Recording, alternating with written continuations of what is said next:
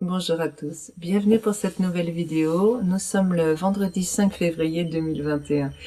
Je suis contente de vous retrouver. Je vais vous parler aujourd'hui de comment avoir une vision positive des événements. Alors quand je dis les événements, c'est les événements, les gens, les choses, situations.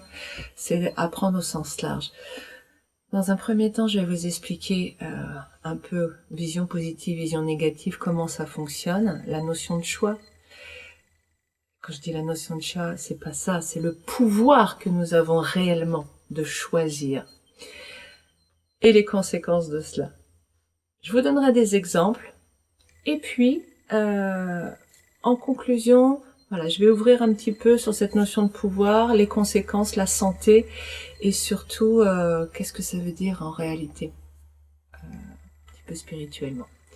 Ok. Avant de commencer, comme d'habitude, le fameux préambule rituel, qui est que ce que je dis n'est pas la vérité. Ça n'est que ma vision des choses. Gardez donc l'esprit critique, faites le tri, et voyez ce qui vous fait du bien et qui résonne. Le reste, vous le laissez à la porte. Ok. Pour commencer, je vais vous présenter un outil que j'utilise pas mal en coaching, qui est le cube. Sur ce cube, vous avez des faces, vous avez 6 faces comme tout cube, 6 faces différentes. Une face sur laquelle est marqué beauté, joie et amour, une face blanche que j'appelle neutre, une face sur laquelle, violette, sur laquelle est marqué peur, souffrance, violence, souffrance dans le désordre, et une face orange. Ok.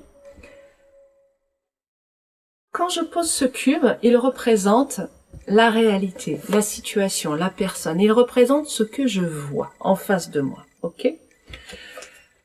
Ce que je vois en face de moi a plusieurs facettes.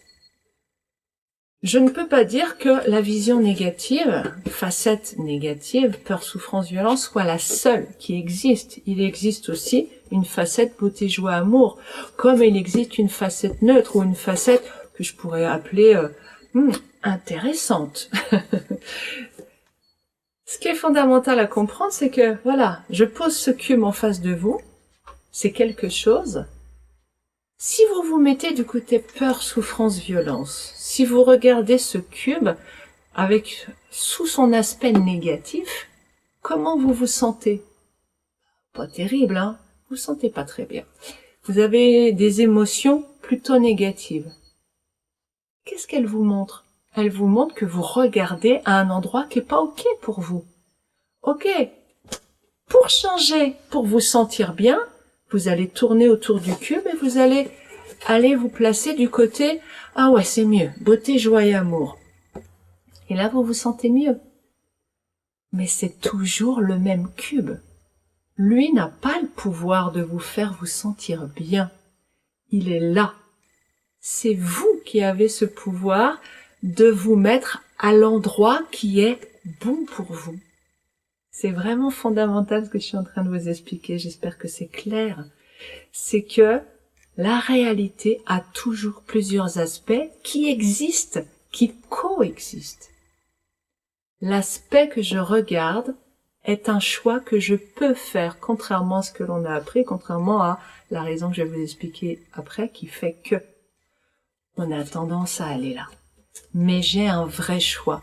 Et ce choix conditionne mon état d'être. Et j'ai envie de dire mon monde intérieur. Et tout à l'heure, je vous expliquerai les conséquences sur votre santé de cela. Pourquoi j'ai tendance à me mettre du côté négatif? Pourquoi j'ai tendance à regarder la réalité d'une façon qui me fait avoir des émotions négatives, qui me fait être dans le stress, la colère, l'indignation, éprouver des sentiments d'injustice, etc. Eh bien, nous sommes amenés à être négatifs dans notre façon de voir parce que, au lieu d'aller là, parce que, à l'intérieur de nous, nous sommes poussés pour que notre mental vienne se mettre face à cela, face à cette négativité, c'est-à-dire que nous sommes poussés intérieurement vers la négativité. Ça s'est rendu possible, hélas, par notre charge négative intérieure que nous portons. Je l'appelle le gueux pour simplifier les choses.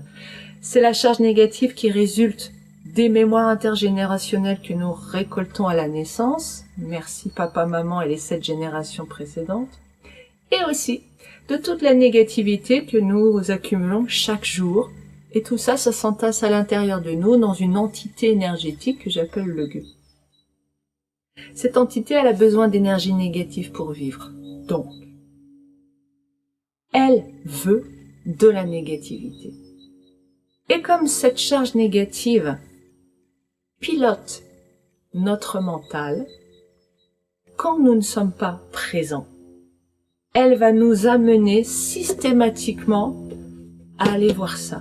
Et regardez vos pensées, comment ça fonctionne. Vous pensez à des choses relativement anodines, vos pensées partent, voilà, vous discutez avec quelqu'un et puis il y a un temps mort, puis vos pensées partent, et puis au début ça va, et puis petit à petit il y a un scénario qui est en train de se créer dans votre tête et qui va aller vers un conflit, qui va aller vers un affrontement, qui va aller vers une dévalorisation, qui va aller vers oh mon Dieu, j'ai tout ça à faire après, qui va essayer de vous amener vers des émotions négatives.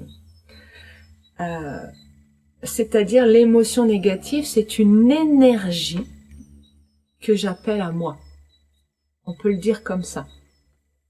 Ok, et ça nourrit mon gueux.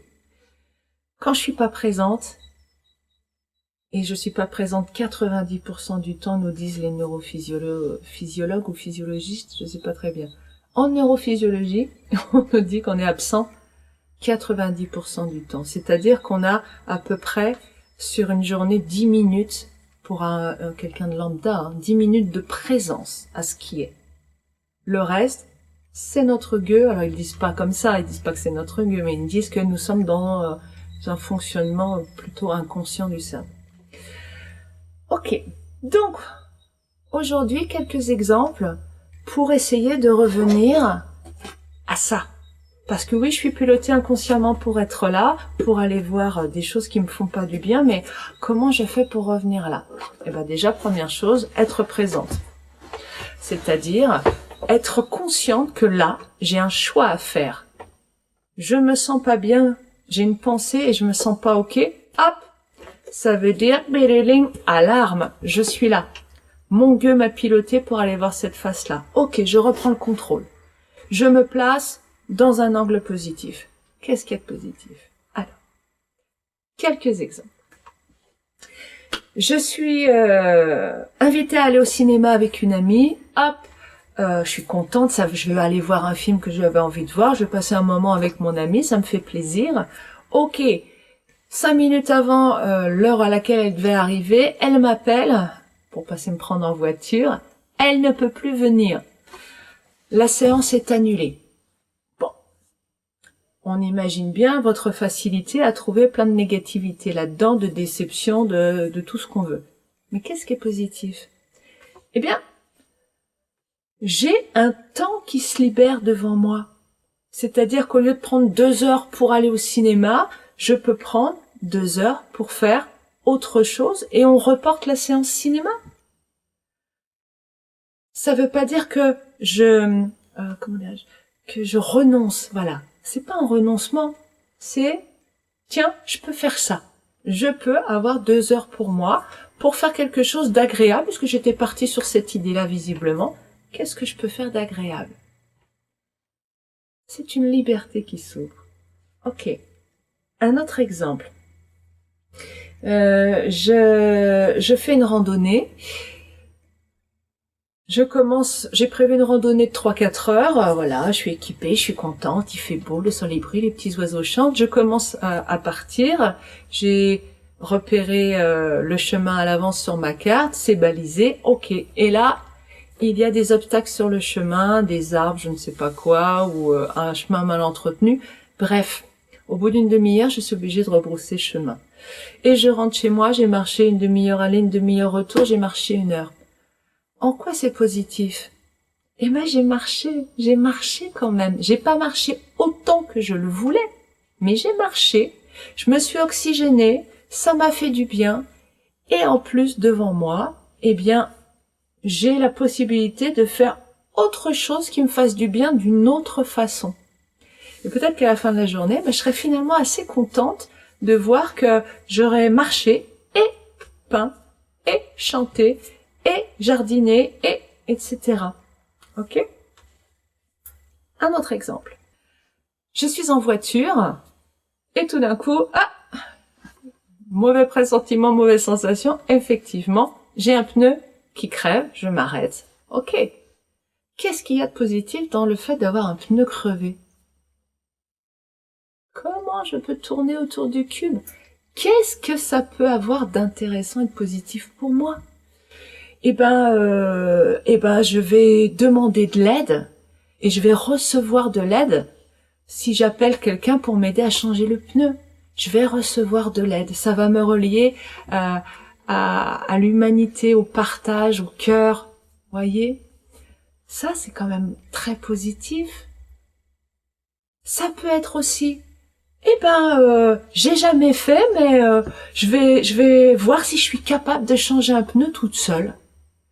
Ok, ça peut être un moment où je tente une expérience nouvelle, ou alors où je me valorise en réussissant un défi.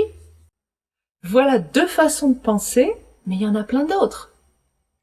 Comment je peux trouver quelque chose de positif? C'est pareil, j'ai montré une facette positive, mais en fait, c'est comme un joyau, il y a des milliers de facettes positives, les unes à côté des autres. Ok, encore un autre exemple. La télé est en panne. Mince! Oh, la soirée est foutue. Ok, allons voir du côté positif. Et si on passait une soirée différente ce soir?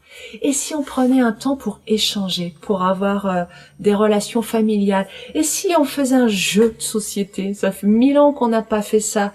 Et si on passait cette soirée à se raconter des souvenirs de vacances ou à préparer quelque chose d'agréable?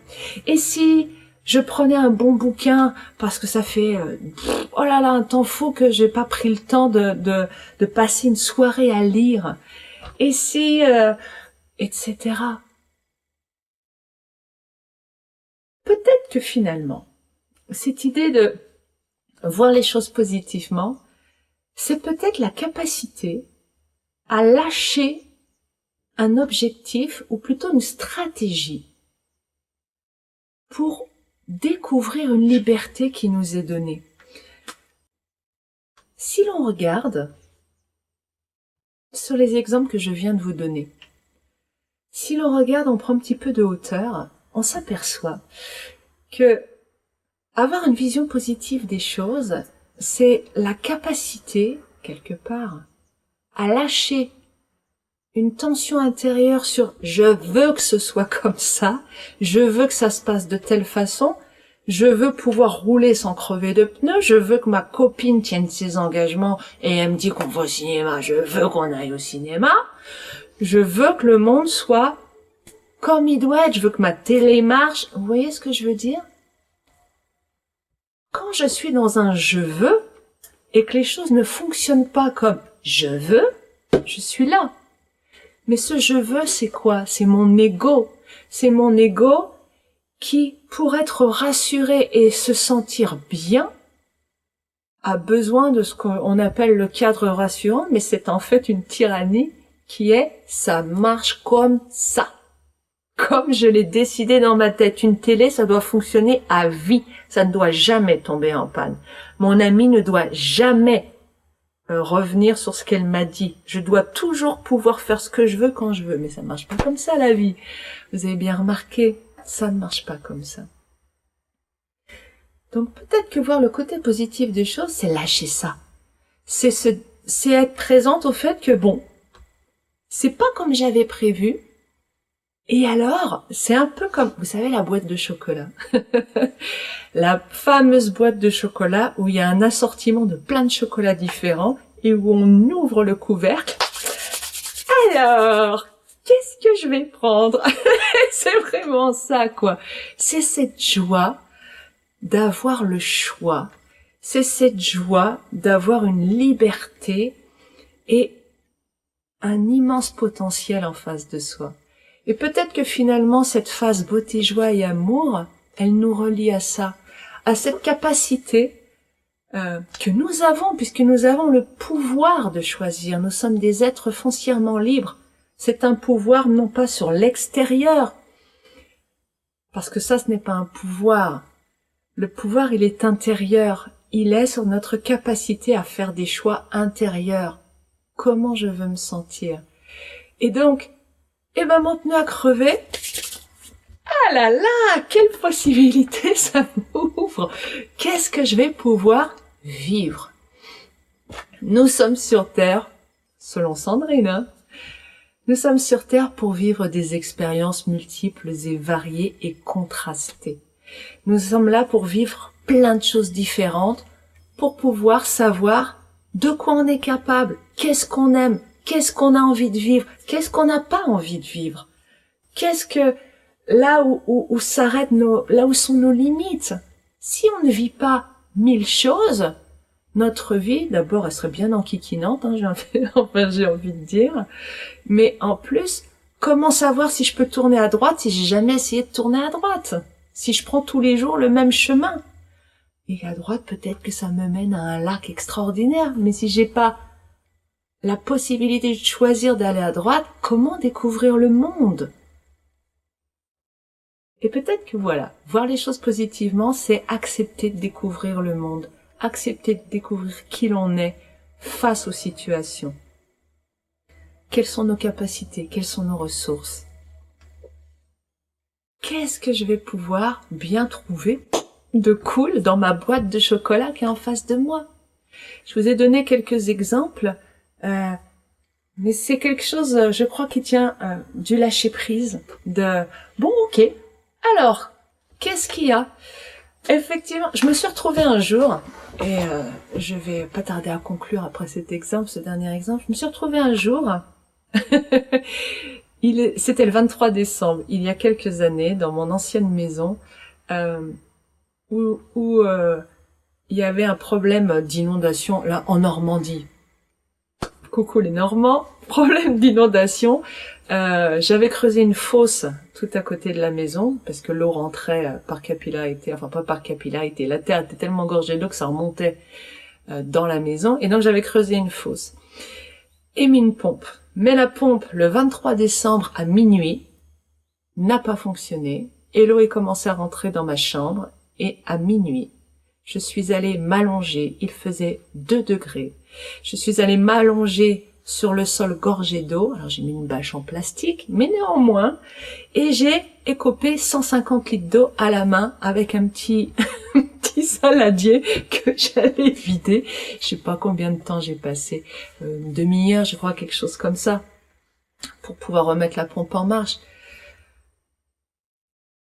Minuit, 2 degrés, les mains dans l'eau glacée, allongées sur un sol détrempé. C'était génial. C'était génial. C'était génial parce que c'était tellement, comment vous dire, comment vous faire partager ma joie d'avoir vécu ça. D'abord, ça laisse un souvenir. Ça laisse un souvenir. C'est quelque chose de marquant. J'étais face à l'adversité et en même temps, face à cette adversité, je voyais que, voilà, j'étais capable de faire ça, j'étais capable de 150 kilos, 150 litres, 150 kilos. Voilà, j'ai déplacé 150 kilos ce jour-là pour protéger ma maison, pour faire du bien à cet endroit que j'aimais, dans un truc totalement, des conditions totalement improbables. Et j'ai dépassé ça et j'ai réussi à faire tout ça et à vivre ça, et je me disais je vais le raconter aux copains demain, oh là là ça va être délirant, et j'en faisais toute une histoire. C'était joyeux, ça aurait pu être l'enfer, hein, mais ça a été très joyeux.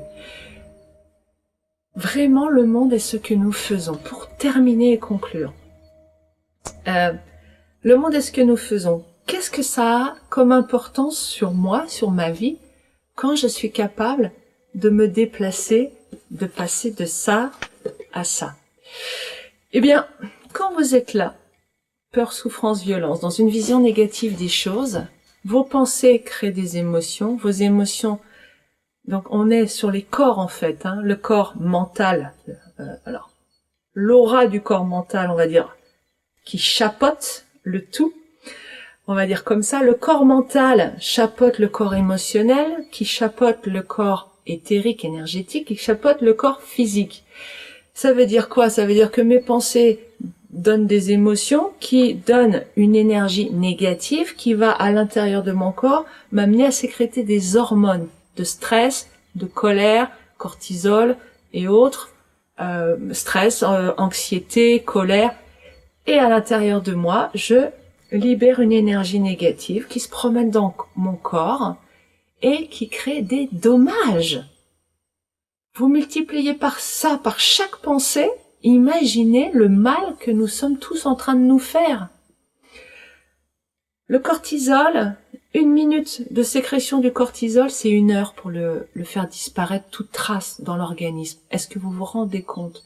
1 minute de colère, 1 heure pour réussir à retrouver un corps sain, qui ne soit pas dans la souffrance. Ça donne à penser. Donc, vous avez le choix de créer un corps en bonne santé, ici, physiquement. Vous avez le choix de créer des émotions positives en vous. Et une fois que vous avez un corps en parfaite santé, et que vous rayonnez de positivité, il est bien évident que ce qui vient en réponse à la loi de l'attraction, à ce que vous émanez, est du même registre. Prendre soin de vous à dedans fait que l'extérieur va prendre soin de vous. Ça fonctionne comme ça dans l'univers. Ça vient en miroir à ce que j'ai à l'intérieur de moi. Voir les choses positivement, c'est fondamental. Esculape, pas Esculape. Je me demande s'il l'a pas dit aussi. Hippocrate, en tout cas, a dit quelque chose comme « La santé commence par ce que nous mangeons ». Ce que nous mangeons, c'est ce que nous absorbons, c'est-à-dire ce que nous laissons rentrer en nous, que ce soit mental, que ce soit émotionnel, que ce soit énergétique ou physique, aliments, liquides, etc. Qu'est-ce que je veux laisser rentrer en moi? Et par ce choix, parce que nous sommes dotés du libre arbitre, par ce choix, je peux créer le paradis ou l'enfer. Eh bien, je vous souhaite de choisir ce qui est le meilleur pour vous et je vous dis à la semaine prochaine. Au revoir.